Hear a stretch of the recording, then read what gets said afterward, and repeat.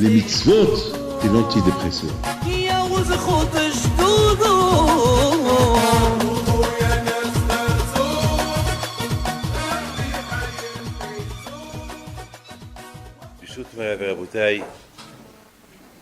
Ça fait 2 semaines que je n'étais pas avec vous et ça fait plaisir d'entendre, de voir l'effort que vous faites dans l'étude.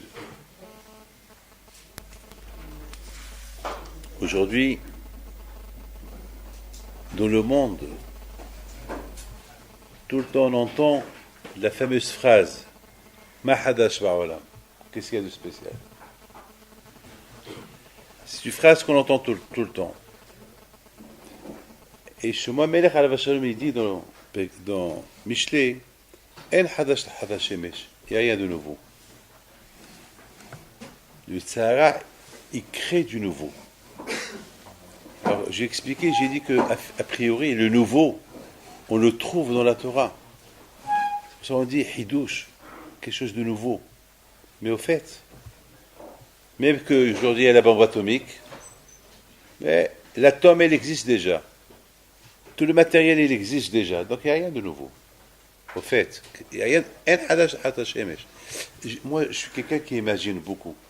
J'imagine, par exemple, lorsqu'ils étaient dans le désert pendant 40 ans, les Juifs entre là-bas, qu'est-ce qu'il y avait? Il y avait des tentes. C'est tout ce qu'il y avait. On parlait beaucoup du puits de Myriam qui donnait de l'eau. Et on parlait beaucoup de la manne qui descendait du ciel tout le temps. Et la manne, c'était Hadash. Parce que chacun, comment il trouvait la manne, chacun, comment il trouvait le goût dans la manne. Ça, c'était Hadash. Il y a ceux que la manne à eux était moins bon que l'autre. Il y a d'autres que leur manne à eux, c'est mieux que l'autre. Et chacun, comment il trouvait le goût dans la manne. Ça, c'est Bémet, c'était. Et selon comment chacun y trouvait le goût dans la manne, donc l'autre, tout le monde savait que de plus qu'on va servir à Kadosh Baruch Hu, la manne va être bon. Donc il va lui demander, ah bon, comment c'était bon? Alors qu'est-ce que tu as découvert dans la Avodat Hashem pour que la manne que tu as mangée était bon? Alors il va lui expliquer, peut-être hier j'ai fait cette mitzvah, hier j'ai fait ceci, hier j'ai fait cela. Ah, donc à Bretagne dans le désert. Aujourd'hui, on parle de iPhone, on parle de l'iPad, on parle de la technologie. Mahadash, qu'est-ce qu'il y a de nouveau aujourd'hui? Voilà de quoi on parle aujourd'hui.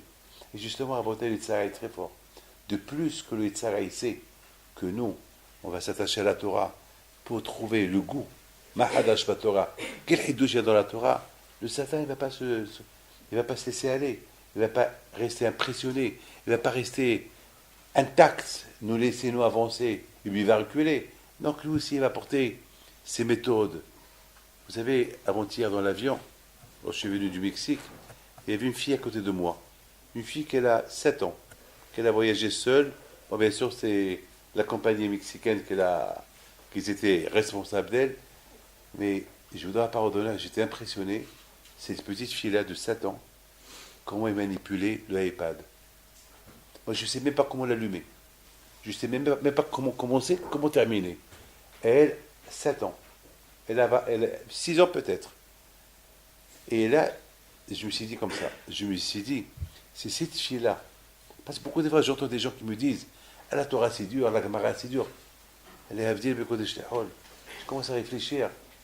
Le grand de Vienna, lorsqu'il était jeune, depuis l'âge de 7-8 ans, il connaissait déjà la moitié du chasse par cœur. On se dit comment il a fait.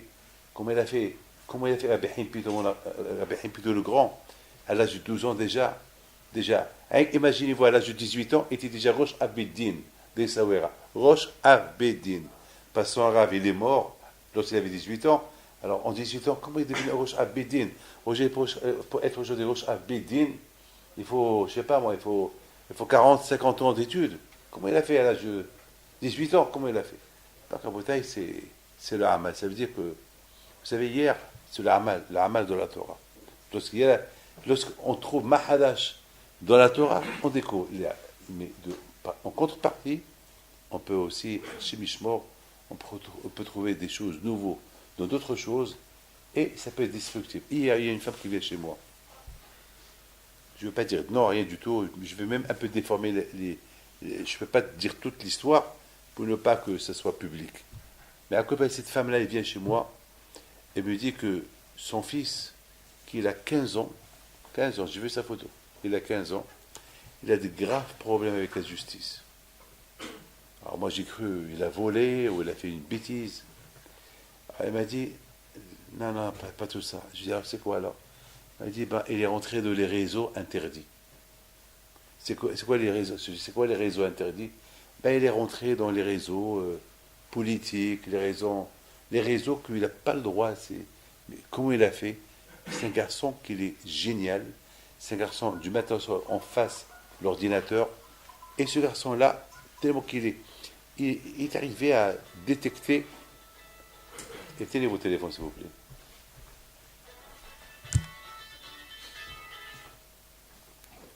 Il est tellement intelligent que il rentre. Je dis, ça veut dire qu'il peut même rentrer dans une banque. Il me dit, oui, il peut. Mais il est en prison, il peut. Mais il peut. Il peut rentrer dans les comptes des gens, et même ce qui a.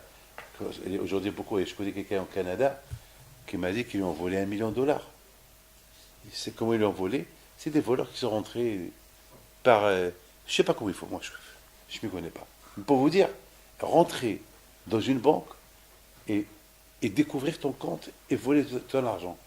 Et aussi un autre qui m'a dit qu'ils lui ont volé 50 000 euros.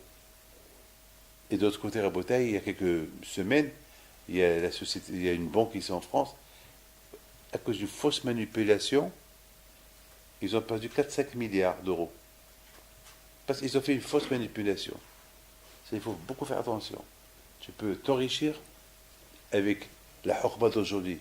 Tu peux t'enrichir, tu peux devenir pauvre, tu peux rentrer en prison. Alors, s'il y a cette hurma-là, de l'âge de 15 ans, alors imaginez-vous, celui qui utilise sa hurma dans la Torah, eh bien, il peut être comme le Gaon, il peut être un Gadol B'Israël. Tout dépend. Tout dépend comment on utilise nos connaissances. Ça dépend comment nous, on utilise nos connaissances d'aujourd'hui. C'est ça la bataille. Mes amis, la Torah, elle veut nous apprendre une chose dans la paracha de cette semaine, Be'atat Titzavé. Moi, je me suis posé une question ce matin. Et c'est une question qui est un peu logique. C'est une question qui est normale. Je n'ai pas beaucoup compris pourquoi la Torah, elle parle. Vous savez, lorsqu'on parle d'un titre, les Abdil, un titre. C'est quoi le titre de la paracha de cette semaine? L'huile. Pourquoi la Torah ne prend pas comme titre la paracha la menorah? Le Eka, c'est la menorah. En plus de la menorah, elle est super. La Torah, en plus, la menorah, c'était pas facile de la construire. La menorah, elle est sortie toute seule. Moshe Rabbeinu, il n'a pas compris comment la faire. Et Hachem dit à Moshe Rabbeinu, tu sais quoi? Tu prends l'or, tu le mets dans une marmite, sur le feu, et voilà, le feu, l'or, il va fondre, et la menorah, elle va sortir. Miksha. Elle va sortir toute seule. Ah, ça, c'est impressionnant, ça. La Torah, elle devait commencer par ça. La Torah, elle commence par quoi? Elle commence par le Shemen. Il faut apporter le Shemen. C'est bien, je ne dis pas Shalom, je ne suis pas quelqu'un je ne me pose pas des questions, mais quand même, c'est impressionnant que la Torah nous parle de Yitro. Pourquoi? Quand Yitro, c'est un goy, et un goy qui vient se convertir, ça, alors on lui a donné paracha pour lui. On a appelé la paracha au nom de Yitro. C'est super. Moshe Rabbeinu alav shalom, je ne sais pas, Akadosh Baruch Hu, il dit à Moshe Rabbeinu, Moshe, ve'ata titzavé mikro elecha shemezaitzach. Après, la Torah, elle parle, c'est-à-dire, il faut qu'on t'apporte de l'huile, et après, la Torah te dit, après, il faut qu'on t'apporte de l'or pour faire la menorah. Moi, je pense qu'on devrait nous parler de la menorah, et après, on doit nous parler de quoi? De l'huile. C'est logique. La menorah, c'est impressionnant. La façon dont elle a été créée, la menorah, c'est super. D'autre côté, lorsqu'on parle, par exemple, la Torah nous parle, dans la paracha Shemot, on nous parle comment construire le Mishkan, oui ou pas? Et après, on nous parle des korbanot. On ne va pas nous parler des korbanot, après on parle comment on va faire le Mishkan, non. C'est logique. On parle comment on fait le Mishkan, le Mezbeah, le sacrifice, et après la Torah nous parle maintenant de la Parashat Vayikra, et voilà les sacrifices qu'il faut apporter. Super. Là aussi, on devait le parler. Première chose, la Menorah, après le Shemen. Donc, il y a quelque chose qu'on doit comprendre ici. Moi, Rabotai, lorsque je réfléchis un peu, je suis arrivé à quelque chose, à une conclusion. À une conclusion qui est un peu spéciale. Le Shemen, vous allez être un peu... Je pose quelque chose à vous. Avant de faire quelque chose, vous pensez ou pas? Oui. Voilà, en général, oui ou pas? Avant de faire quelque chose, vous pensez. Oui ou pas? Il y a toujours une marchava qu'elle avance. Et en plus, la marchava, si jamais il n'y a pas de marassé, si jamais tu as pensé faire une bonne chose et tu ne l'as pas fait, Akadosh Baruch Hu, il a considéré comme si tu l'as fait. C'est super, hein? Marchava Tova, et maintenant tu n'as rien fait. J'ai pensé faire la tzedaka, et le Hani, le pauvre, il n'est pas venu, et bien quand je serais dit comme si tu l'as fait. La marchava, c'est important. La marchava, c'est... Alors, prenez l'huile, mettez-le dans l'eau. Qu'est-ce qui va se passer? L'huile, il va monter. Mélange l'huile et l'eau, et après quelques secondes, l'huile, il va encore remonter à la surface. C'est comme ça. L'huile, parce que l'huile, il est léger. J'ai arrivé à une conclusion que Hachem dit à Moshe Rabbeinu qu'avant de faire une mitzvah, avant de faire le ma'aseh, il faut bien qu'il y ait une kavana. Il faut qu'il y ait bien le machava. Et je pense que Shemen, l'huile, c'est l'équivalent de le machava. Ça veut dire que, même Akadosh Baruch Hu, avant qu'il a créé le monde, il y a un midrash qui dit, avant qu'il a créé le monde, Akadosh Baruch Hu déjà, Alou Israël be machava tehila. Avant qu'il a créé le monde, déjà la machava était là. Avant qu'il a créé le monde, les neshamot d'Am Israël sont là, la Torah elle est là, tout est là. Rien n'était encore, mais la marchava. Il y a eu la pensée. Alou be marchava tehila. Akadosh Baruch Hu dit au peuple d'Israël, pour se construire, s'il n'y a pas la marchava, sauf ma'aseh, be marchava tehila, il faut qu'il y ait la marchava. Il y a quelqu'un qui vient chez moi hier, il veut se marier avec une fille. Cette fille, elle n'est pas pour lui du tout. Mais lui, il voit sa beauté. Elle est belle. Je lui dis, mais toi, tu es Shomer Shabbat. Elle n'est pas Shomer Shabbat. Toi, tu manges du kasher. Elle ne mange pas du kasher. Ça ne va pas y aller. Ça ne va pas marcher. Et chaque fois, elle me dit, mais elle est belle, je l'aime. Je lui dis, alors, elle est belle, pourquoi tu es chez moi? Pourquoi tu es chez moi? Si tu es chez moi, c'est que tu as un problème. C'est que tu ne sais pas quoi faire. Alors je te dis, vous êtes deux mondes différents. Elle qui trouve un comme elle, et toi tu prends une comme toi. Mais là, c'est un divorce assuré. Maman, comme ça. Mais il sait pas, il était perdu. Je dis, mais réfléchis un peu. Réfléchis que toi tu es un garçon qui met les tefilines, qui fait Shabbat. Réfléchis un peu. Elle, réfléchis un peu. Réfléchis après le mari ce qui va se passer. Et à un moment donné, Bémet, une fois qu'il a bien réfléchi, ce que je lui ai dit, c'est rentré dans son cœur, il m'a dit, ouais, vous avez raison. Voilà. La marchava, elle est importante, la marchava. La marchava, elle est très importante. Et ça, c'est quoi quand je vais dire à mon cher Rabbeinu? Le marassé, on peut le faire vite, le marassé. Qu'est-ce qu'on reproche à Réhouven? Pourquoi Réhouven a perdu la Kouna? Il a perdu le royaume. Il a perdu quoi? Il a tout perdu, Réhouven. Parce qu'il n'a pas pensé il n'a pas pensé. Il a fait vite, il a fait tout de suite, il a pris le lit de son père, il l'a mis dans la chambre de Léa. C'est ce que son père lui reproche. Pourquoi tu t'es énervé? Réfléchis un peu. Tu aurais réfléchi, tu n'aurais pas perdu tout ça. Réflexion. Beaucoup de Français disent, attends, on s'emporte. Et quelqu'un m'a dit, quelque part à Lyon cette semaine, il y a eu une guerre atomique dans une synagogue. Une guerre pour des bêtises. Et après, à Minha, il vient le monsieur qui a fait une balagan le matin, il demande pardon. Une fois qu'il a mangé sa srina, une fois qu'il a mangé, une fois qu'il a bien bu, une fois qu'il s'est reposé, c'est là qu'il a réfléchi. Aïe, qu'est-ce que j'ai fait? Entre-temps, tu as fait trop de dégâts.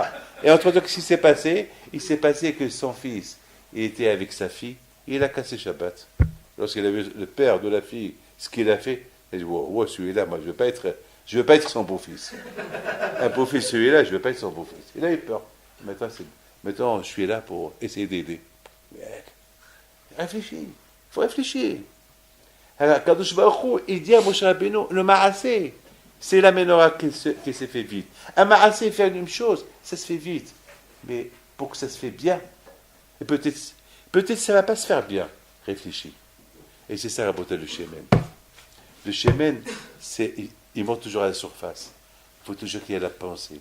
La mahshava avant de faire l'action. Avant de faire la chose.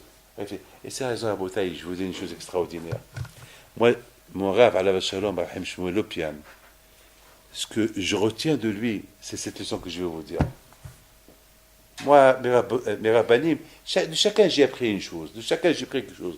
Et même des enfants, j'apprends. Mais quand j'étais jeune, il fallait que j'apprenne de quelqu'un. De mon père, j'ai appris la Emouna, le Bitaon, mais il y a autre chose qu'il fallait apprendre, ça, je les ai appris un peu.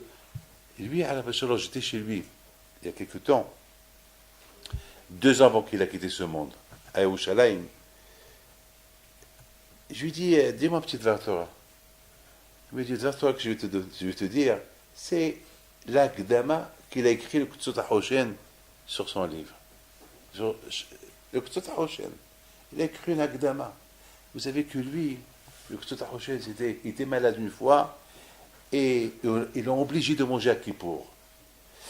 Et à cause de ça qu'il avait, parce qu'on a obligé de manger à Kippour, alors il a, Mina Shamaim, ils lui ont donné le courage d'écrire 3 livres qui ont été reçus dans le monde entier. Kutzot HaHoshen et Shav Shma'atata. C'est 3 livres. Et Rahim Shmuel Lopian, Alav Shalom, lui, il a écrit Reva Shma'atata sur Shav Shma'atata. Il a écrit son livre à lui. Et il dit le Kutzot HaHoshen, le matin, il arrive. Comme ça, Rahim Shmuel Lopian m'a dit. Il m'a dit, Rabbi David, comment le Kutzot HaHoshen se préparait le matin pour étudier la Torah et comment les gens d'aujourd'hui ils se préparent pour étudier la Torah. Alors j'étais un peu curieux de savoir qu'est-ce qu'il allait me dire. Il me dit aujourd'hui, lui, avant de commencer à étudier le matin, dès qu'il arrive, après la prière, il rentre au Beth Midrash, il ouvre sa Gemara, il commence à pleurer. Il dit, Racha, Malecha Saper Hukai. Lui, il se fait appeler Racha. Ça veut dire que lui, il se dit à lui, mais toi, qui es-tu pour étudier la Torah? Qui es-tu? C'est comme ça le Kutzot, il se préparait pour étudier la Torah. Déjà, il va s'humilier, se sentir zéro, rien du tout. Jusqu'à la fin, il dit, bon, même que je suis Racha, c'est pas grave. Ok, c'est la Torah. Il me le vérité, là, bon, j'ai un sroud d'étudier la Torah. Mais comme ça, il se préparait à étudier la Torah, le Kutzot. Voilà donc, avec quelle marchava il va s'asseoir à étudier la Torah? Avec quelle marchava? Il dit non, malheureusement, cigarettes, quelques cafés, quelques téléphones, petit journal le matin, what news, qu'est-ce qu'il y a dans le monde, qu'est-ce qu'il y a de nouveau. Et c'est après qu'il va ouvrir la Gemara. Et il va commencer à voir, il ne sait même pas déjà par où commencer, il regarde sa Gemara. Et il va éternuer, il va se moucher, il va se gratter son nez, ses oreilles, et après, je ne sais pas quoi. Et alors, qu'est-ce qu'il dit, Rabat? Et voilà. Et c'est comme ça, il me dit, Rahim Shmuel Lopian, ça s'appelle une préparation. C'est ça la préparation. Ça, c'est pas une préparation. Il faut qu'il marche, ça va.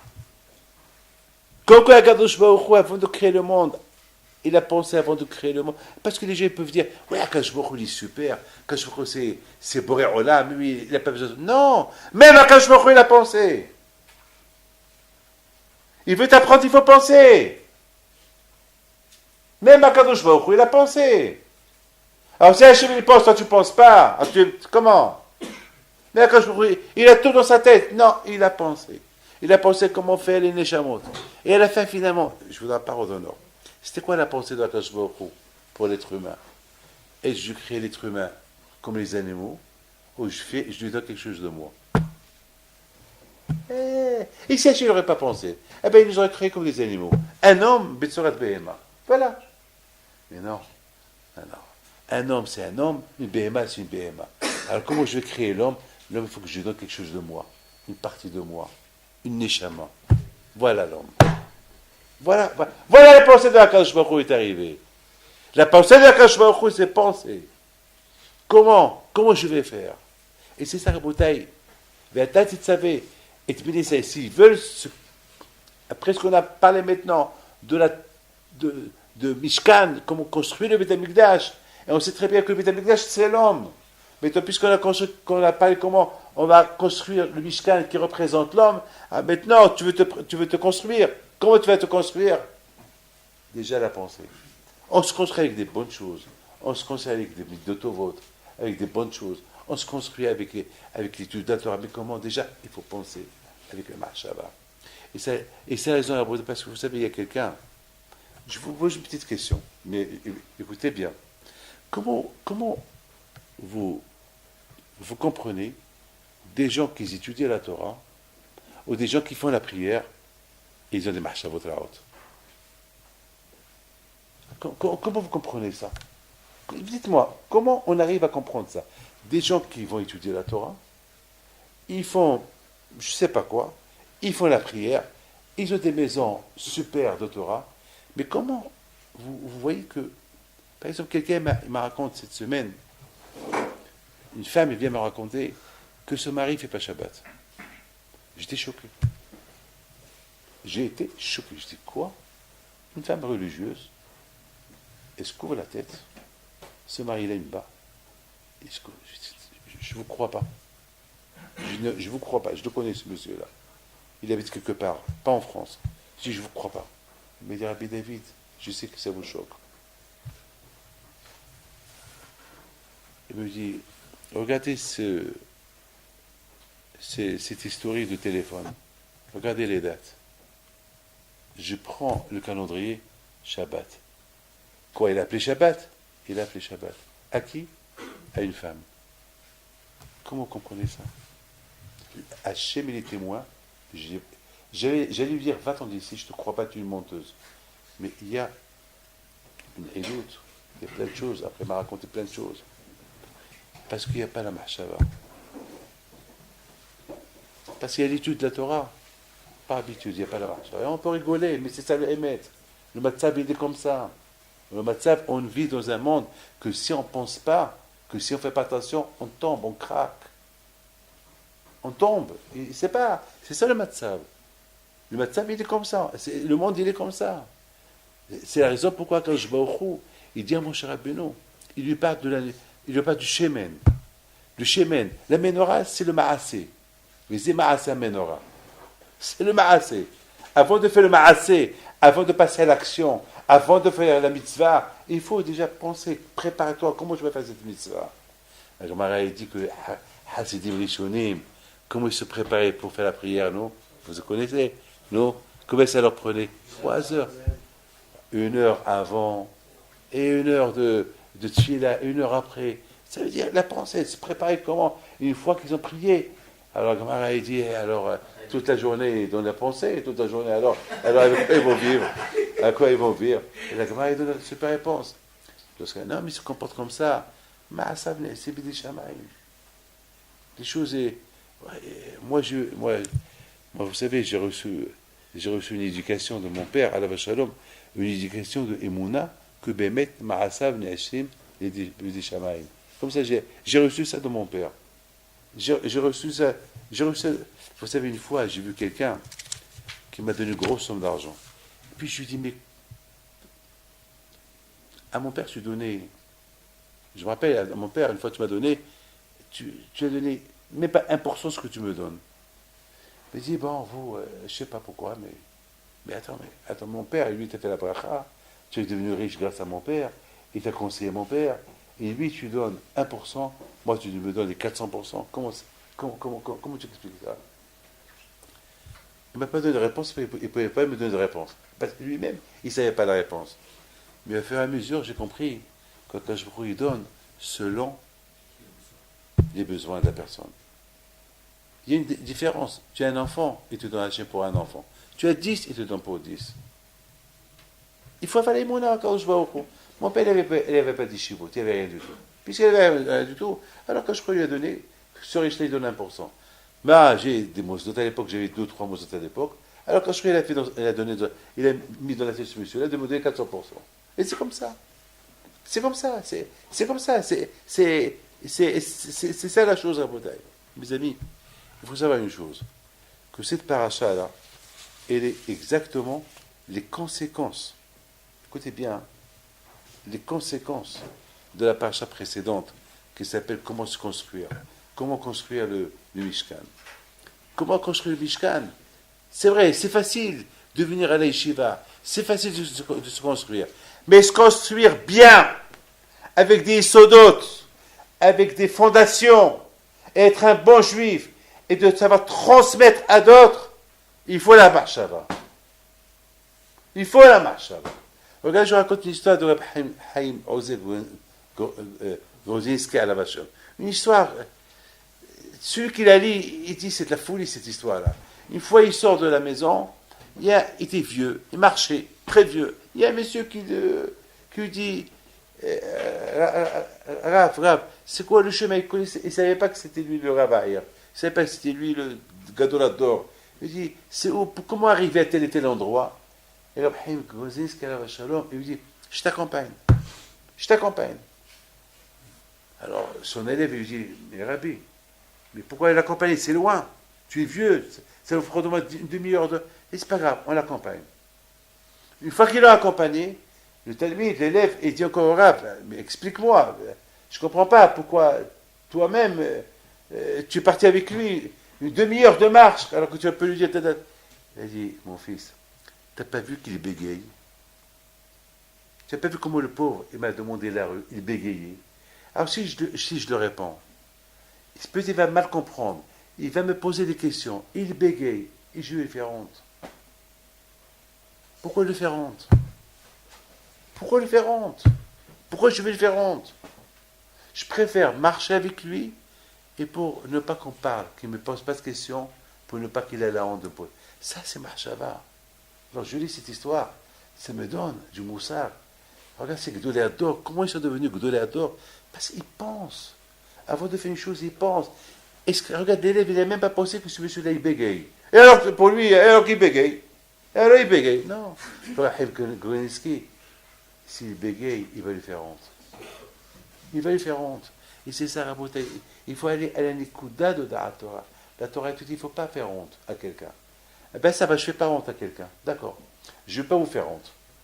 Mais il y a des manières que je vais vous faire honte indirectement. Et je vais être la cause. Comment? Si je sais que ce monsieur-là, il bégaye, et que je vais discuter avec lui devant les gens, le pauvre l'autre va me répondre. Peut-être l'élève, il va commencer à rigoler sur lui. Et l'autre, il va voir ça, il va avoir honte. Regardez, ça, c'est la marchava.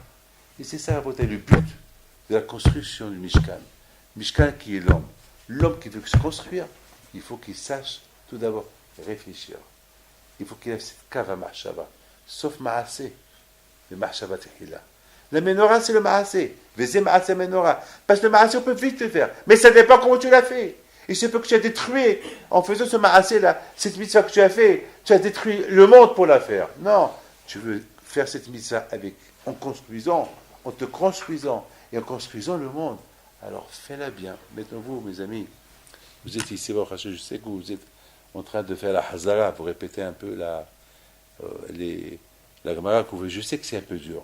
Répétez ce que vous avez déjà lu. J'ai vu Rabbi Yehuda Yosef Alav Shalom qui dit, c'est une chose que tout le monde sait. Il dit que si j'ai réussi, c'est pas je répétais.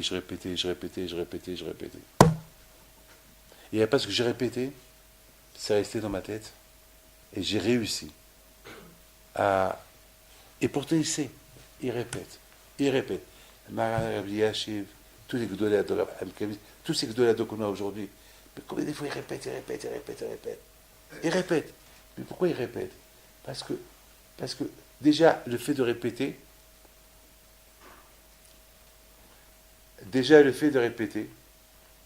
ça prouve déjà que tu aimes les limoud. Déjà, le fait de répéter, ça prouve que tu aimes les limoud, que tu as un plaisir d'étudier. Déjà, le fait de répéter, ça prouve que tu as un plaisir. Le fait de ne pas répéter, je connais déjà. C'est que tu n'as aucun intérêt dans la chose. Et si tu n'as aucun intérêt, bon, on ne va pas attendre de toi que tu es être un gadolador. Au moins, un homme, on ne peut pas dire que tout le monde vous êtes des gadolador. Moi, je fais pour être gadolador. Je fais. Je fais ce que je peux. Au moins, je fais. Ben, si je ne suis pas gadolador, c'est je suis capable que je suis. Mais au moins, je fais. Mais dire à Botaï, répéter, mieux d'air, qui sait un jour ce que tu veux, ce que tu peux devenir. Mes amis, la curiosité, il faut savoir être curieux. Moi, toujours, je suis jaloux de vous, Bémet, je suis jaloux de vous. Parce que ça fait partie de la jalousie pure. Que vous êtes jeune, et que vous pouvez étudier, et que moi, malheureusement, je ne peux pas étudier. Je vais étudier ce que je peux. J'ai beaucoup de rôles, et c'est pas facile pour moi de s'asseoir et étudier. Mais j'ai de la peine. Ça fait de la peine. Alors quand je me revois, il voit la peine que j'ai. Et ben d'accord, moi je pense. Dommage, j'ai de la peine. Dommage, je peux pas. Dommage. Alors je vois par exemple des gens qui veulent même pas aller travailler, veulent rien qu'étudier la Torah. Ça me fait de la peine que moi je ne peux pas être comme eux. Alors qu'eux ils viennent chez moi, me consulter, me demander bracha ou etza, et eux ils sont du matin au soir dans la Torah, et moi non. Ça fait de la peine. Il faut toujours chercher qu'est-ce qu'il y a de nouveau dans la Torah. Qu'est-ce qu'il y a de nouveau dans le monde? Qu'est-ce que tu veux savoir dans le monde? Qu'est-ce qu'il y a? Tout ce qu'il y a de nouveau, c'est pour t'embêter, pour t'éloigner de la Kadosh Baruch Hu. C'est tout ce qu'il y a. Il n'y a rien. Il n'y a rien. Il n'y a rien. Je vous pose une petite question à Botaï, que je ne sais pas si vous me la posez ou pas. Vous savez, à Botaï, que Hachem a dit à Moshe Rabbeinu de faire les kilim, les essentiels de Beth Amikdash, et le Mishkan lui-même, c'est écrit ou mashahta otam. Est-ce qu'on dit mashahta? Hein? Il faut passer avec de l'huile sainte, de tous les prendre, je ne sais pas comment ils ont fait avec les mains ou avec je ne sais pas quoi. Mais mashahta otam, ça veut dire l'équilibre. Il y a Ben Ishai qui parle beaucoup de ça, Ben Ishai. C'est pourquoi on devait passer l'huile dans tout l'équilibre, tout le Mishkan. Je n'ai pas compris pourquoi. Personnellement, moi, David Pinto, je ne sais pas pourquoi. Le Mashahta Otam. Pourquoi tous les... Nous, lorsqu'on va manger dans une marmite en fer, qu'est-ce qu'on fait? On lui fait Tvilat Kilim. Mais là, ce n'est pas écrit Tvilat Kilim pour Akadosh Baruch Hu. Je n'ai pas demandé de prendre l'équilibre de Beth Amikdash et leur faire Tvilat. Non, mais Mashahta, il faut passer l'huile pure dans tous les, comment ça s'appelle, dans tous les ustensiles. Le Mizbeya, tout, pourquoi? D'après ce que je vous dis, vous avez compris. Hein? Vous avez compris, hein? Puisqu'on a dit que l'huile, ça représente la pensée et la marshava, ça veut dire qu'Akadosh Baruch Hu, il dit à Moshe Rabbeinu, il dit au Bnei Israël, que l'écart, c'est la marshava. C'était important pour Akadosh Baruch Hu que ces kilim-là, on fait introduire dans ces kilim, dans ces ustensiles, une neshama, hiyut, une vie, une kudusha, une machava. Ces kilim-là, ça va nous servir pour que Akadosh Baruch Hu nous pardonne les fautes qu'on a fait. C'est pour le Beth Amikdash. Ça veut dire que chaque chose qu'il y avait au Beth Amikdash, il y a une machava, il y a quelque chose.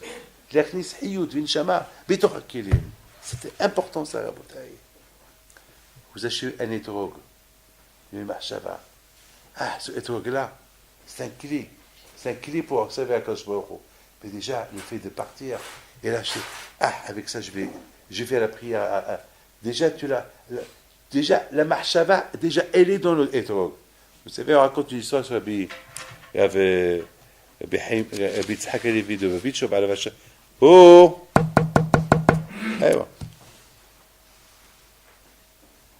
On On raconte sur Rabbi Tzhak Halevi de Vitchov Alav Shalom qu'une fois, il avait acheté un hétrog. Il attendait le matin pour se réveiller le matin pour aller faire la prière. Et qu'est-ce qui s'est passé? Il s'est passé tellement qu'il était pressé pour aller prendre le hétrog et faire la bracha. Il est tombé, et le hétrog est tombé, et il s'est cassé le hétrog. Il prend le hétrog, cassé, il le regarde, et il dit, bon, Akadosh Baruch Hu, tu sais que j'ai fait ça pour toi, Akadosh Baruch Hu. La mahshava. Bon, il n'a pas fait de bracha sur l'étrog, mais la mahshava. La mahshava, il a fait le fait déjà. Vous voyez, Rabotai, même qu'il n'a pas fait la bracha sur l'étrog, mais il a écart la mahshava. Il a couru pour prendre l'étrog pour faire la bracha. Comme s'il a fait. C'est de la folie. Qu'est-ce que la mahshava elle peut faire? Qu'est-ce que la mahshava Faire entrer la mahshava dans le ma'aseh. Le ma'aseh, je veux faire le ma'aseh, je veux faire la mitzvah. Mais attends, il y a une mahshava. Prépare bien, avant de faire la mitzvah, prépare-la bien. Mes amis, Be'ezat Hashem, lorsque vous allez faire la Hazara, je ne sais pas comment vous allez la faire, mais Be'ezat Hashem, vous aurez de chez moi une prime. Parce que comme ça vous renforce pour vous donner un peu de... Je vous donnerai Be'ezat Hashem, j'ai déjà parlé avec Yitzhak, que vous allez recevoir quelque chose de moi. Je ne sais pas, c'est pas que vous gagnez, que vous êtes les meilleurs ou pas, l'écart, c'est l'étude. L'étude que vous allez étudier, et c'est ça qui va vous allez voir. L'étude de votre âge maintenant, c'est ça qui va vous aider plus tard. Vous savez, tout ce que j'ai étudié lorsque j'étais jeune, lorsque j'avais entre 13 ans jusqu'à l'âge de 22 ans, je ne l'ai pas oublié. Et je me rappelle encore de tous les shiurim que j'ai. Je me rappelle de tout. Même qu'après, je n'ai pas étudié pendant 3 ans. J'ai bataillé 3 ans. Mais ce que j'ai étudié, j'ai tout récupéré. Parce que l'étude de la jeunesse, on ne l'oublie pas. L'étude lorsqu'on est jeune, on ne l'oublie pas. Elle reste toujours là. Parce qu'on a étudié Bémet, Bé'amal. C'était vraiment une vraie étude. C'était Bémet, on n'avait rien du tout. On n'avait pas de gashmiout, on n'avait pas de clim, on n'avait pas rien à manger. On n'avait pas de manger, Bémet, on crevait la faim. Il n'y avait rien à manger. On était pauvres. Même des vêtements, on n'avait pas. Moi, j'ai mis mon costume que ma mère m'a acheté pour ma bar mitzvah. Je l'ai mis jusqu'à l'âge de 15 ans. Ça veut dire il était serré sur moi. Jusqu'à Bémet. Pour vous dire, j'avais pas d'argent. On n'avait pas de vêtements. Parce que Rav Shammai, Alav Shalom, un jour, il m'a appelé, il m'a dit, il faut que je t'envoie chez Perlman pour qu'il te donne un costume. Il a vu que j'avais pas de vêtements. On n'avait pas de vêtements. Alors, on va mettre c'est comme ça qu'on a grandi. On n'avait pas des pulls. On n'avait rien du tout. Je me rappelle, à Pessah, à Fublem, à Pessah, jamais j'oublierai, à Pessah, je me rappelle, on nous a dit de fabriquer nous-mêmes le vin pour Pessah. Pour vous dire qu'il n'y avait pas d'argent. Et avec les Morim, on a fabriqué du vin. Mais le vin est devenu, c'était comme du vinaigre, je sais pas, c'était imbuvable. Et on l'a vu. Et c'était imbuvable. C'était pas buvable bichlal. Je connais j'ai encore le goût, c'était un vin. C'était pas un vin bichlal, c'était pas un vin. C'était pas. Je sais même pas si on doit l'appeler vin. On va l'appeler Mahia ou whisky, je sais pas, mais on l'a vu. On a bu à Bakoso, mais on était mort, on était malade toute la semaine. On était malade toute la semaine. C'est comme ça, on ne savait pas. L'écart, on savait qu'on est venu étudier. C'est ça l'écart. L'écart, on est là pour venir étudier. Vous savez, Rabotai, simplement terminer. Terminer, Rabotai, avec une petite phrase. Comment vous comprenez, Rabotai, que le Mishkan, la Torah, elle a beaucoup investi de psukim dans la Torah. Trois parachiotes. Comment tu fais, le Mishkan, la peau, quelle peau.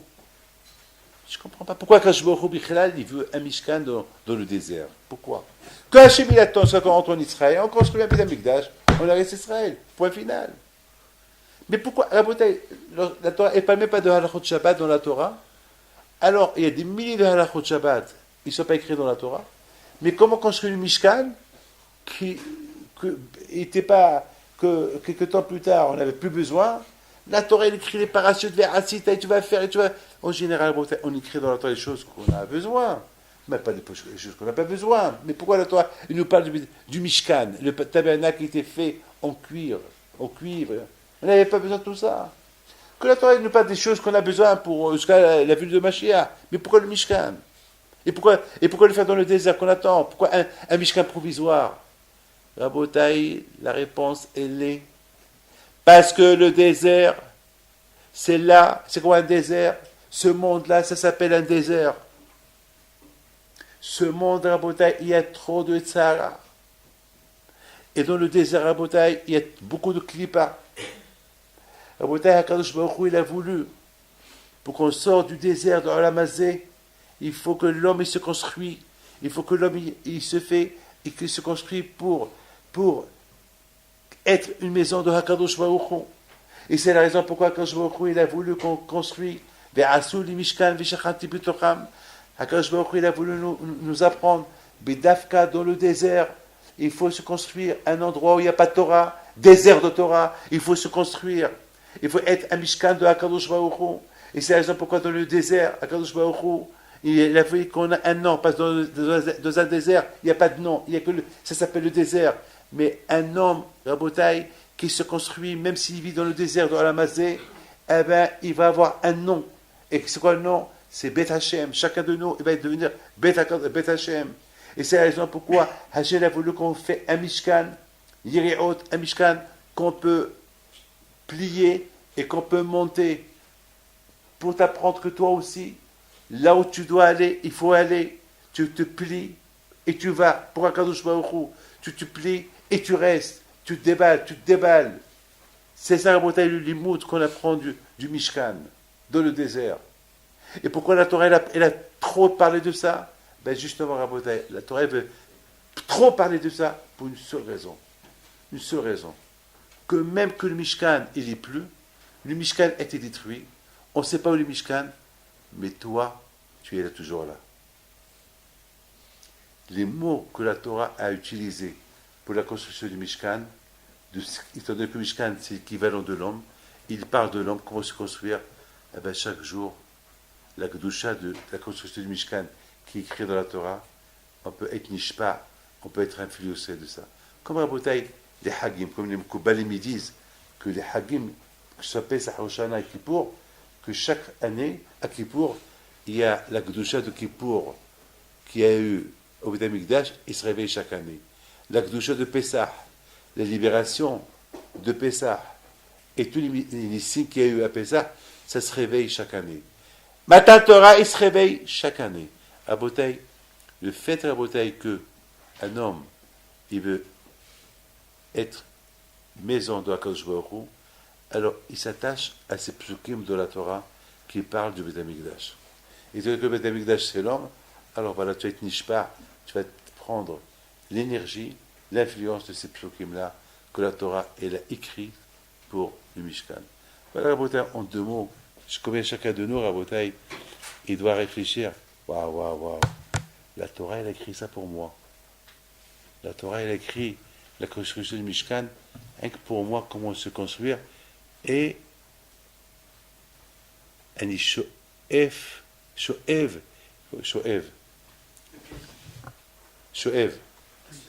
Et j'aspire, et je m'inspire de la construction du Mishkan qui est dans la Torah. Savoir s'inspirer de la Torah. Qui est hayeno, ve'ochameno, obahem negiyom avalayla. Savoir s'inspirer. Il faut savoir s'inspirer. Celui qui veut grandir, s'inspirer.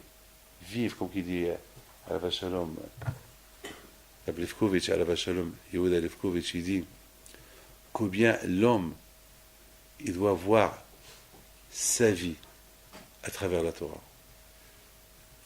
Et sinon, on la voit. J'ai vu tout à l'heure avant de venir. Non, c'était au téléphone. Non, c'est pas c'était hier. Hier, j'ai tellement de choses que je vois. Hier, je m'appelle hier, il y avait un couple. Aïe, un couple. Hachimishmo. Ce couple-là, la bouteille, qui veut le divorcer. Le mari ne veut pas divorcer. Mais la femme, elle veut divorcer. Et la femme, elle lui dit comme ça en face moi. Alors, tu as voulu qu'on va chez Rabbi David, voilà, on est chez Rabbi David. Et lui dit, voilà, mais dit lui. Il dit, moi, j'ai rien à dire. Elle lui dit, j'ai rien à dire. C'est à toi qui veut lui dire. Alors, je le regarde. Alors, qu'est-ce qu'il y a? Elle veut me divorcer. Ben oui, je te divorce. Voilà, je ne veux pas rester avec toi, je te divorce. Alors, je le regarde. Je dis, il y a quelque chose à dire? Non, mais dommage, on a 2 enfants. Elle lui dit, oui, on a 2 enfants, mais je t'ai donné beaucoup la chance. Et toujours, tu rentres à la maison, tu craches sur moi, tu me frappes, et tu m'insultes. Je le regarde, il me dit, oui, c'est vrai, mais je fais teshuva. Je veux... Non, il dit, non, je peux plus.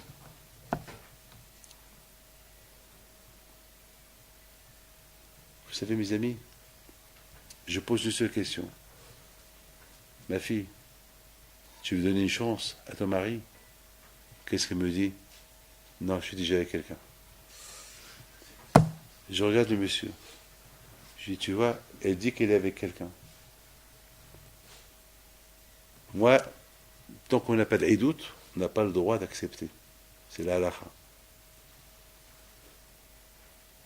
Tant qu'il n'y a pas d'aidout, on n'a pas le droit d'accepter. Il faut que deux voient la femme avec ce monsieur-là faire yihoud quelque part, c'est là, mais là, il n'y a pas. Il me regarde, il me dit, mais je suis prêt à lui pardonner. Je dis, mais c'est pas toi à lui pardonner, c'est Hachem à pardonner. Maintenant, est-ce que tu sais ce qu'elle fait? Il m'a dit, oui, je sais. Je dis, si tu sais, tu peux plus rester avec elle. C'est fini. Regardez Rabotaï, s'il y avait la Torah, mais une Torah avec Mahshava, parce qu'il ne serait pas arrivé jusqu'à là. Il ne serait pas arrivé jusqu'à là. Combien Rabotaï, quand je vais au j'ai la chair de poule, donc je vous dis ce que je vais vous dire. Quand Akadosh Baruch Hu, il prend le couple, et il met son nom dans le couple. Yud-Ke, le Yud chez la femme, et le Ke, non, le Yud chez l'homme, et le Ke chez la femme. C'est du qu'Akadosh Baruch Hu, il s'associe. Bon, avant qu'on fasse une guerre à la maison, est-ce qu'on est conscient qu'il y a Hachem à la maison? Ish, Isha. Yudo, Ish, et Hedo, Isha, ça fait Yudke. Est-ce qu'on est conscient qu'il y a Hachem à la maison? En faisant la guerre entre nous, Hachem dit, bon, vous faites la guerre, moi je ne suis pas avec vous. Il quitte la maison. Et s'il quitte la maison, c'est le feu. C'est le divorce. C'est toutes les catastrophes qui vont venir dans le monde. Mais réfléchis un peu. Non seulement tu fais du mal à ta femme, ou c'est la femme qui te fait du mal à toi, mais vous faites du mal aussi à Kadosh Baruch Hu, vous le jetez de la maison. Mais Akadosh Baruch Hu n'est pas concerné dans votre guerre. Vous avez compris? Akadosh Baruch Hu n'est pas concerné dans votre guerre. Vous êtes en train de le jeter. C'est quand vous avez un invité à la maison, vous vous dites, va-t'en, sortez d'ici. Pourquoi que je t'ai fait? Bon, va-t'en d'ici. C'est qu'on réfléchit un peu. On n'avait pas tout ça. Mais on ne réfléchit pas. C'est on réfléchit un peu lorsqu'on étudie la Torah. Le bien qu'il peut apporter. On serait les jeunes les plus heureux du monde. Mais on ne réfléchit pas. Et c'est la raison peut-être pourquoi Akadosh Baruch Hu, il a voulu qu'on construise un Mishkan. Et on dépense beaucoup de parachutes pour la construction du Mishkan, pour une seule raison. Que même s'il n'y a pas de Mishkan, même que je n'aurais pas de Mishkan, mais on continue toujours à être Nishpa, à avoir la Shpa'a.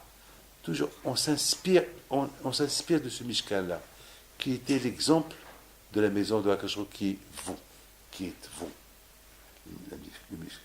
La maison de Hachem, finalement, c'est vous. La preuve que Mishkan a été détruit, et vous êtes là encore. Vous êtes là encore.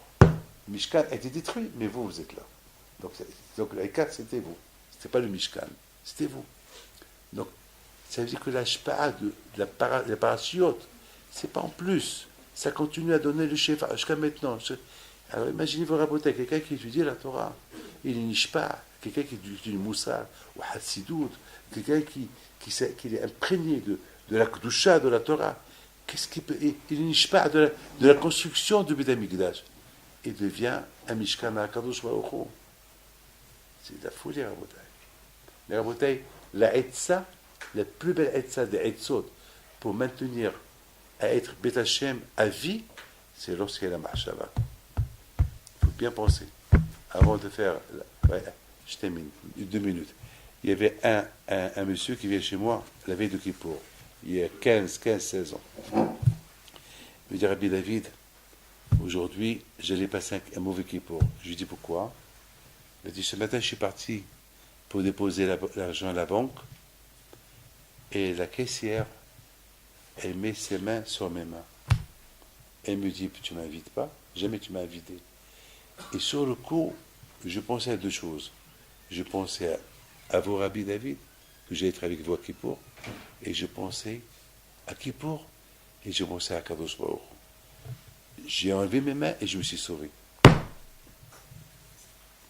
Voilà la marche là. Il a pensé. Il a pensé. Il a pensé. D'autres, ils ne vont pas penser. Ils voyaient la main sur leurs mains, d'une femme sur leurs mains, eh bien, ils ont compris ce qu'il va faire, eh bien, c'est direct à la Ravera. Celui-là, il a pensé. Je vais gagner quoi? Je vais gagner quoi? Je fais la Ravera, je perds mon Kippour, je perds tout. Il y a Mafsid Olamo, Bisha'ahat. Il y a un qui peut perdre son monde en une minute. On n'a jamais vu un monsieur qui a fait la Ravera et qui a crié Hurrah! Il regrette après. Mais on n'a jamais vu quelqu'un qui a fait mitzvah et qui va regretter après. Parce que la mitzvah, on reconnaît qu'elle est élève. La Havera, on est